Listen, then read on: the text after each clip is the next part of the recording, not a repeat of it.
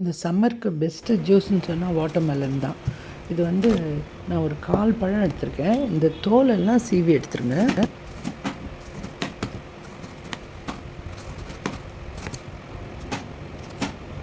இந்த வெள்ளை பாகத்துலலாம் டேஸ்ட் இருக்காது, அதனால் அதெல்லாம் எடுத்துருங்க.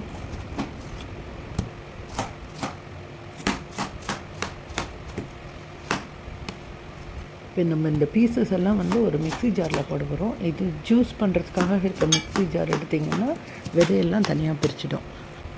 சாதாரண ஜாரில் போடுறதா இருந்தால் எவ்வளோ விதையெல்லாம் நீக்க முடியுமோ அவ்வளோ நீக்கிடுங்க. அப்புறம் திருப்பி வடிகட்டிடலாம்.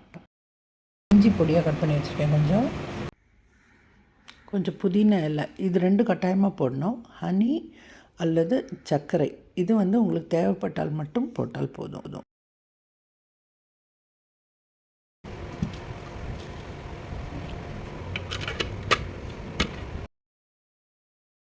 ஸோ இது வந்து விதையெல்லாம் உங்களுக்கு அப்படியே நிறுத்திடும். இது செகண்ட் டைம் தான் போட போகிறேன். ஸோ இது நான் அலசி வச்சுருக்கிறேன், இதையும் சேர்த்துடுறேன். இஞ்சி எடுத்து வச்சுருக்கிறதையும் சேர்த்துடுறேன். ஸோ இந்த மிக்சியில் நம்ம அரைக்கும்போது நமக்கு வடிகட்ட வேண்டிய அவசியம் இருக்காது.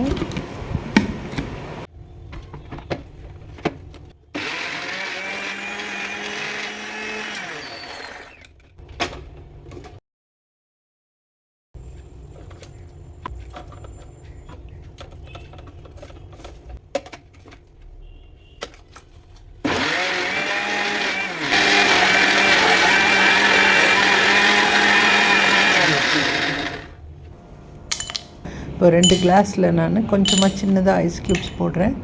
இது போட்டுட்டு நம்ம ஜூஸ் இதில் விட்டுடலாம். திருப்பியும் மேலே இன்னொரு ஐஸ் க்யூப் போடுறேன். ஸோ இது வந்து எனக்கு கிட்டத்தட்ட ஒரு 4 கிளாஸ் வந்தது. இப்படி தண்ணி சேர்க்காமல் குடித்தா தான் இது ரொம்ப நல்லாயிருக்கும். பட் உங்களுக்கு அவசியம் அப்படின்னா அதுக்கு ஏற்ற அளவுக்கு கொஞ்சம் தண்ணி சேர்த்துக்கலாம். அதுக்காக கூட நீங்கள் சுகரோ ஹனியோ கூட சேர்த்துக்கலாம். 2த்துலேயும் 2 ஐஸ் க்யூப் போட்டுட்டு ஒரு மின்ட் லீஃப் ஒரு அழகுக்கு வைக்கிறேன். செய்து பாருங்கள். இது ஒரு டிஃப்ரெண்ட் டேஸ்ட், ரொம்ப நல்ல டேஸ்ட்டு, ரொம்ப நல்லாயிருக்கும். செய்து பாருங்கள். இது விலை ரொம்ப குறைவான விலையில் நீங்கள் வந்து வெளியில் ஒரு நல்ல ஒரு ஜூஸ் பார்லேயோ ஹோட்டல்லையோ சாப்பிட்ற அளவுக்கு உங்களுக்கு ஒரு டேஸ்ட் இருக்கும். இதில் இது இப்படி சாப்பிட்றதுக்கே நல்லாயிருக்கும். உங்களுக்கு வேணும்னு சொன்னால் தேன் இருக்குது, தேன் கொஞ்சம் கலந்துக்கலாம். இல்லை சர்க்கரை தான் எங்களுக்கு வேணும் அப்படின்னு நினைக்கிறவங்களா இருந்தால் கொஞ்சம் சர்க்கரை சேர்த்துக்கலாம். ஆனால் இப்படி சாப்பிட்டிங்கனாலே இது ரொம்ப நல்லாயிருக்கும்.